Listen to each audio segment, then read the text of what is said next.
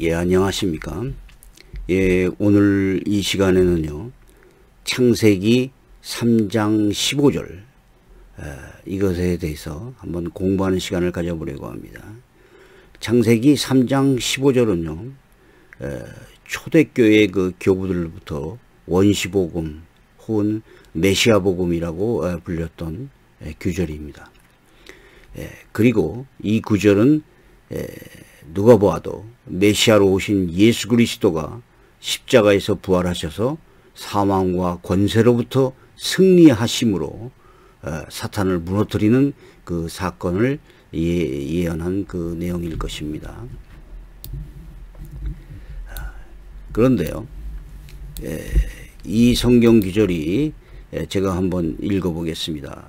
창세기 3장 15절, 여자와 원수가 되게 하고 네 후손도 여자의 후손과 원수가 되게 하리니 여자의 후손은 네 머리를 상하게 할 것이요 너는 그의 발꿈치를 상하게 할 것이니라 하시고. 자, 이 구절인데요, 뱀에게 하나님이 말씀하신 것입니다. 그래서 여자와 원수가 되게 한다.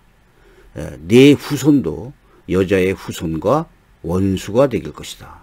그런데 여자의 후손은 네 머리를 상하게 할 것이고 너는 그의 발꿈치를 상하게 할 것이다. 이런 그 구절입니다. 여기서 그 서로 대비되는 그 구절이 뭐냐면 여자의 후손과 그 다음에 너의 후손, 그 뱀의 후손이죠. 너의 후손 이렇게 돼 있고, 그 다음에 머리를 상하게 할 것과 발꿈치를 상하게 할 것, 이렇게 되어 있습니다. 자, 이것은 그 창세기에 나타난 메시아적 예언이라고도 불리고 원시복음이라고도 불립니다. 이 여자의 후손이라는 것은 1차적으로 예수 그리스도 혹은 더 나아가서 하나님의 그 백성들을까지를 말할 수도 있다. 이런 해석도 있습니다. 뱀의 후손은 사탄의 자녀, 또 사탄의 그 후손들, 또는 그 그리스도를 대적하는 어떤 총체적인 안티크리스도, 이것을 뜻한다고 봅니다. 자, 이 간혹가다하게 이 극단적 세대주의라고 하고 음모론이라고 하고 이런 그 사람들이 세상을 하나님과 사탄의 그 대등한 대결 구도 및 전쟁 구도로 보는 그 주장을 하는 사람들이 있습니다. 이거를 그 이원론이라고 그러죠. 존재론적 이원론이라고 하는데, 이 사람들이 이 창세기 3장 15절을 자꾸 인용하면서 이 성경 구절을 너무 확대하고 과장하고 이런 해석을 하는 경향이 있습니다. 이 성경 구절을 아주 그 중요하게 생각하는 대표적인 곳이 그 다락방이죠. 특히 그 극단적인 어떤 세대주의 이런 데서도 이걸 얘기하고, 또 그리스도와 사탄의 대등한 이원론적인 대결 구도, 전쟁, 무슨 이런 것을 주장하는 곳에서도 이 성경 구절을 많이 인용합니다. 그런데 이 본문은요, 그리스도와 사탄이 대등한 이원론적인 그 대결을 한다는 내용이 아닙니다. 본문은요, 그리스도의 궁극적인 승리 혹은 일방적인 승리를 예언하는 내용입니다. 자, 소위 그 존재론적인 이원론이라고 하는 사상은 무엇이냐면요, 이 세상을 선한 신과 악한 신 두 존재가 서로 대결하고 있다. 그래서 전쟁을 하고 있다라고 생각하는 그런 사상입니다. 그래서 우리 지금 교회 시대를 신들의 전쟁, 하나님과 마귀의 전쟁으로 간주를 합니다. 자, 이렇게 간주를 하다면은요, 우리에게 나쁜 일들이 일어나면 모두 다 마귀의 행위가 되는 거예요. 또 우리에게 좋은 일이 일어나면 모두 다 하나님 때문이다, 이렇게 생각하는 것이죠. 그래서 예를 들어서 우리가 아프거나 병들거나 또 무슨 가난하거나 또 불행해지거나 사고가 나거나 이 모든 일들은 다 마귀 때문이다라고 보는 것입니다. 그러나 이 본문에서 머리라고 하는 단어는 로쉬라는 단어가 사용됐고요. 발꿈치는 아케브라는 단어가 사용됐습니다. 머리를 상하게 된다는 것은 치명적인 공격을 당한다는 뜻입니다. 근데 발꿈치를 상하게 된다는 것은 매우 사소한 공격, 하찮은 공격을 당하게 된다는 것을 의미합니다. 이 발꿈치, 아케브라고 하는 단어는요, 끝부분을 말하는 그 중요하지 않은 부분을 말합니다. 그래서 다시 말하면 이 본문은요, 사단의 후손들은 머리를 상하게 하는 치명상을 입고 패배할 것이며 그리스도는 경미한 부상만으로 충분히 승리하게 될 것이라는 예언적인 승리의 복음을 뜻한다는 견해가 전통적이고 보편적인 해석입니다. 이 예언은 이미 십자가에서 성취된 것입니다. 자, 그것은 어떤 일이냐면 십자가에서 사탄은 예수 그리스도를 십자가에서 돌아가시게 하고 그것이 바로 자신들의 승리라고 생각했습니다. 그런데 그리스도가 다시 부활함으로써 사망의 권세로부터 승리하셨다. 이것이 바로 치명상이 되는 것이죠. 자, 제가 이 히브리어 사전을 좀 찾아봤습니다. 머리, 로쉬, 헤드죠. 자, 이 로쉬라는 단어는요, 여기 보시면 이 문자적으로나 상징적으로 아주 다양한 것이지만 머리, 기둥, 우두머리, 가장 중요한 장소 이런 것들이요. 또 어떤 사람들한테 사용됐을 때는 선도에 서는 그 탁월한 첫째, 가장 높은 이런 사람들을 얘기합니다. 그래서 바로 이 머리라는 단어는 머리 꼭대기 정상 이런 것을 얘기해요. 이 머리가 치명상을 입었다는 거예요. 자, 근데 발꿈치라는 그 단어는 힐, 아케브입니다. 어떤 사람들은 이거를 아킬레스건이라고 그러는데 아킬레스건은 중요합니다. 아킬레스건이 끊어지면 걷지 못하죠. 그것이 아니라 뒤꿈치에 뒤꿈치. 그래서 발뒤꿈치, 발자국, 후방, 이런 그 발 뒤꿈치를 말하는 단어입니다. 다시 말해서 자, 옥스퍼드 원어 대전을 제가 한번 볼게요. 여기서 상하게 하다라는 그 단어는 바로 앞문장에서 나오는 슈프와 동일한 단어이다. 그러나 앞문장에서 머리가 상하게 하는 대상인 반면에 여기에서는 발꿈치가 그 대상으로 되어 있다는 결정적인 차이점을 지닌다. 머리는 인간이나 동물에게 가장 중요하고 상처를 입을 때 치명적이지만 반대로 발 뒤꿈치는 별로 중요하지 않은 하찮은 부위를 말하며 상처를 입어도 치명적이지 않다. 자, 이 예언은 역사 가운데 실제 이루어졌다.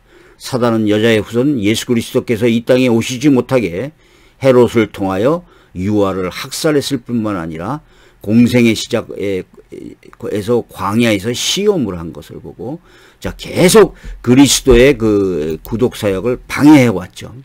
또 급기야는 가론 유다로 하여금 그리스도를 배반을 하게 하고 유대인들을 격동하게 하고 십자가에 매달려 죽게 한 것입니다. 그러나 사단은 이것을 성공한 것인 줄 알았죠. 근데 사단의 공격은 그리스도의 발꿈치를 상하는 것에 불과하다는 거예요. 그리스도의 구속사역을 중단치 못하게 하지 못했으며 그리스도께서 사망의 권세를 이기고 부활함으로 그 발꿈치의 상처마저 완전히 치유되었다. 이렇게 지금 얘기하는 거예요. 자, 그러면 이 여자에 대한 견해, 여자가 누굴까요? 첫 번째는 하와라고 하는 사람이 있습니다. 두 번째는 마리아라고 하는 사람이 있죠. 이거는 이제 그 가톨릭이죠. 세 번째는 교회, 성도다. 이렇게 얘기하는 데가 있어요. 창세기 3장 15절에서 여자는 문자적으로 볼 때는 하와를 가리킵니다. 그래서 여자의 후손은 그리스도를 말하죠.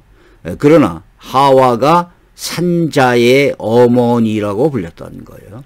이 구절은 여자가 하와나 마리아가 아닌 교회의 공동체를 상징한다는 의미를 반영합니다. 자, 창세기 3장 15절 바로 뒤에를 그 16절을 보면 또 여자에게 이르시되 네가 내가 네게 잉태하는 고통을 크게 더하리니 내가 수고하고 자식을 낳을 것이요. 이렇게 이제 가죠. 그래서 이거는요, 마리아라고 볼 수는 없어요. 예. 이게 문자적으로 보면 하와라고 봐야 되겠죠. 계시록 12장 12절에서는 여자가 낳은 그 사내 아이가 나타나는데 이 여자가 아이를 베어 해산하게 되며 아파서 애를 쓰고 부르짖더라는 구절은 바로 창세기 3장 16절과 구약의 그 이사야서의 26장 7절 17절들을 반영한 것으로 봅니다. 즉 교회를 통하여 그 나타나는 메시아를 의미합니다. 자, 구약을 통하여 나타난 그 해산의 고통과 과정을 요한계시록은 잉태의 고통으로 반영시킨 것입니다. 이 산고를 겪은 여인을 마리아라고 볼 수도 없어요. 또 하와라고도 볼 수 없습니다. 구약의 공동체로부터 나오는 예수 그리스도를 의미하기 때문입니다.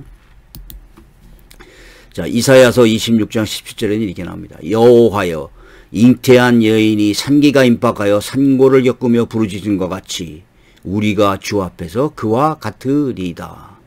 이사야서 66장 7절에도 이렇게 나옵니다.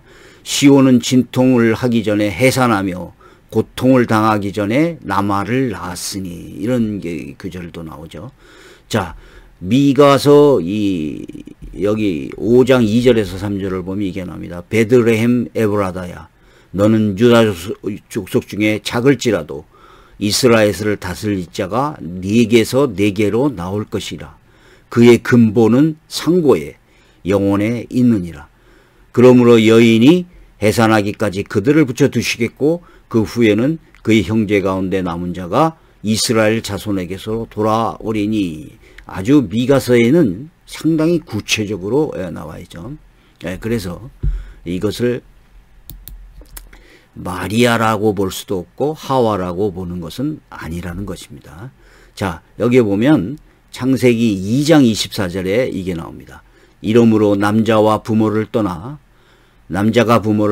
그의 아내와 합하여 둘이 한 몸을 이룰지로다. 자, 이것을 예배소서에서는 이 창세기 2장을 인용하여 그리스도와 교회로 비유하고 있습니다. 예배소서 5장 31절, 그러므로 사람이 부모를 떠나 그의 아내와 합하여 그 둘이 한 육체가 될지니 이 비밀이 크도다. 나는 그리스도와 교회에 대하여 말하노라. 이렇게 비유하고 있어요. 그래서 이런 그 성경 구절들을 보면은 계시록 12장 6절에는요, 창세기 3장 15절을 반영한 것입니다. 그 여자는 구약교회와 신약교회를 연결하는 연속적인 구원의 공동체를 포함합니다. 자, 여자가 남자아이를 낳았다는 것은 이스라엘 공동체로부터 탄생한 예수 그리스도를 뜻하며, 남자아이가 하늘로 보좌로 올라간 다음에 여자가 3년 반 동안 광야로 도망갔다는 것은 종말적으로 교회가 당할 어떤 핍박의 기간을 말하는 것으로 봅니다. 물론 하나님이 예비하신 광야는 하나님이 보호를 받을 교회를 상징합니다. 계시록 12장 6절, 그 여자가 광야로 도망가매 거기서 1260일 동안 그를 양육하기 위하여 하나님께 예비한 곳이 있더라. 자, 이 3년 반 1260일을 가지고 또 수많은 이 주장들이 나오죠. 특히 이 극단적 세대주의가 뭐 전 3년 반, 후 3년 반 해서 뭐 대환란 뭐 이런 주장들을 하는데 성경에는 이런 구절이 나오질 않습니다. 자, 성경에서 다니엘서와 계시록에서 나오는 1260일은 이 공동체가 막 궁극적으로 어떤 이 어려움을 고난을 겪을 짧은 기간을 반영합니다. 자, 이것은 나중에 한번 다시 하겠습니다. 계시록 12장 17절에는요, 여자가 낳은 아들 외에 여자의 남은 자손이라는 그 단어가 언급됩니다. 자, 12장 5절에 아들, 17절에 남은 자손, 즉 예수의 증거를 가진 자들, 이렇게 표현되어 있죠. 자, 이것은 다릅니다. 자, 12장 5절에 아들은 단수명사고 예수 그리스도를 뜻하죠. 그런데 남은 자손, 이 남은 자손이 렘넌트라는 단어가 쓰였어요. 이걸 또 다락방에서는 자기들이라고 그러죠. 이 렘넌트는, 이 남은 자손은 복수명사입니다. 교회 성도 자체를 말하는 겁니다. 교회. 자, 더 나아가서 여자의 남은 자손은 구원을 받은 성도들, 즉 교회 공동체를 의미합니다. 유형적인 어떤 가시적인 어떤 교회를 얘기하는 것이 아니에요. 반면에 용은 계시록에서 13회가 나오는데 모두 다 사탄을 상징합니다. 자, 그래서 계시록 12장 17절을 보면 용이 여자에게 분노하여 돌아가서 그 여자의 남은 자손 곧 하나님의 계명을 지키며 예수의 증거를 가진 자들과 더불어 싸우려고 바다 모래 위에 서 있더라라고 말합니다. 자, NIV 적용 주석을 한번 보겠습니다. 여자를 둘러싸고 있는 많은 상징적인 표현들은 이스라엘을 생각하게 한다. 현대 해석학자들은 본문에 대한 그들의 해석에 근거하여 그러한 연관성이 어떻게 갈라지고 있는지를 적용한다. 비록 그녀의 자손이 유대인 및 이방인 신자들 모두를 포함한다고 해도, 자, 하나님의 계명을 지켜 예수를 증거를 가진 자, 이렇게 돼 있죠. 이러한 상징은 구원 역사에 있어서 연속성을 암시하고 있다. 이러한 연속성은 우리가 성경을 얼마나 일반적으로 읽는지를 감축하고 있다. 어떤 사람은 구약과 신약 사이에 불연속성만 가지고 읽으려고 하지만 또한 상당한 정도의 연속성을 암시하는 수많은 요점들이 있다. 자, 그래서 우리가 일반적으로 무형적인 교회, 자, 이 교회, 성도들의 모임, 회중이라고 하는 교회라고 하는 이 의미는 이 신약만을 얘기하는 것이 아니라 신약과 구약을 포함한 모든 공동체를 말한다는 것입니다. 자, 그레고리 빌 요한계시록 주석을 쓴 아주 유명한 분이죠. 신실한 이스라엘과 교회의 상관관계. 12장 1절 6절 계시록입니다. 계시록 12장 1절에서 6절에서 요한은 여자가 남자아이를 낳고 이어서 광야로 도망가는 장면을 묘사한다. 본서의 주석이 신실한 이스라엘과 교회 사이의 평행관계를 얼마나 자주 제시하는지 묵상해보라. 신실한 이스라엘과 교회는 서로가 없으면 충분히 이해될 수 없다. 이 상호가의 함축적인 의미는 무엇인가? 새 언약 시대의 이스라엘과 교회 사이에 선을 그어 구별해버리면 우리는 교회가 어떻게 신실한 이스라엘의 계승자인지, 그리고 예언의 성취면에서 어떻게 신실한 이스라엘의 역할을 한다는지 이해가 불가능하지 않겠냐. 12장 1절 6절에서 제시된 신실한 이스라엘과 자칭 유대인이라고 하나 실상은 유대인이 아닌 자들 사이에서 대응적인 관련선이 없다는 것을 이해하는가. 자, 이 세대주의에서는 지금 뭐라고 그러냐면 이스라엘과 교회 사이에 선을 그어버려요. 그래서 교회는 삽입된 것이다 라고 지금 얘기를 하죠. 그래서 마지막 궁극적으로 왕국으로 완성될 곳은 이스라엘이다 라고 얘기를 하는 거죠. 그런데 여기에서 이 보이지 않는 이 성도들의 회중을 말하는 그 교회라는 개념은 구약이나 신약이나 같습니다. 그래서 마태복음에서는요, 이스라엘이 광야에서 생활하는 것을 광야교회라고 표현합니다. 자, 여자의 후손에 대한 견해가 있죠. 자, 예수 그리스도가 있고 또 교회 성도가 있습니다. 여기서 자르아흐라는 단어가 사용되는데 히브리어의 자라는 파종하다는 그 자라에서 유래되어서 1차적으로 씨를 말합니다. 그래서 자손, 자식, 후사 등으로 번역되는 제라의 여성 3인칭 단수 전미어가 붙은 단수형이라고 봅니다. 그래서 여자의 후손을 성도로 보는 견해도 있지만 여자를 또 성도로 본다면 여자의 후손은 교회로 보기에 중복되기 때문에, 자, 여자도 교회고 후손도 교회냐, 이렇게 해서 여자의 후손 이렇게 중복되죠. 그래서 예수 그리스도를 말한다고 봅니다. 그리고 또 물론 교회 성도를 말한다고도 보는 견해도 있습니다. 그래서 머리를 상하게 한 사건은 십자가의 죽음을 이기시고 부활한 예수님을 본다는 것이죠. 이렇게 보는 것이 맞다는 겁니다. 자, 이 주석을 한번 볼게요. 사단은 그리스도께서 재림하셔서 사단의 모든 세력을 불과 유황못에 던짐으로써 완전한 승리를 이룰 때까지 상한 머리를 감싸고 최후의 발악을 할 것이다. 그러나 성도들은 이미 머리가 상해 결정적인 패배를 당한 사탄을 두려워할 필요는 없다. 이미 사단에게서 승리하신 그리스도의 권세를 힘입을 때 승리가 보장되어 있기 때문이다. 이러한 사실은 본문에 상하게 하다가 미완료형으로 사용되어 그 상하게 하는 일이 계속 지속됨을 암시한다는 점에서도 확인이 된다. 그러다 실로 사단은 여자의 후손 그리스도에 의해서 결정적인 패배를 당했으며 오늘날에도 그리스도의 병사된 성도들에 의하여 계속 패배당하고 있다. 이와 같이 여자의 후손인 그리스도에 이루어지는 본절에 나오는 사단에 대한 승리의 선언을 우리는 원시복음이라고 한다. 실로 이제 이렇게 돼 있죠.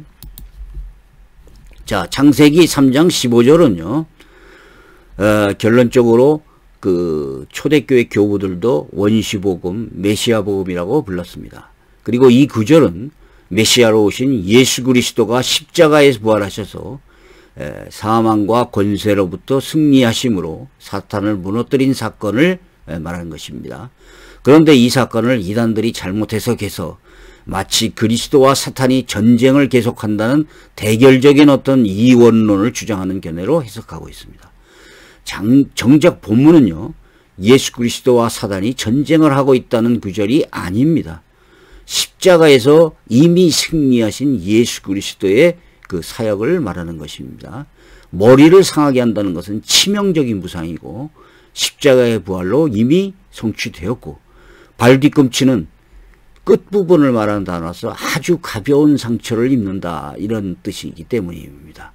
자, 여기까지 하겠습니다. 감사합니다.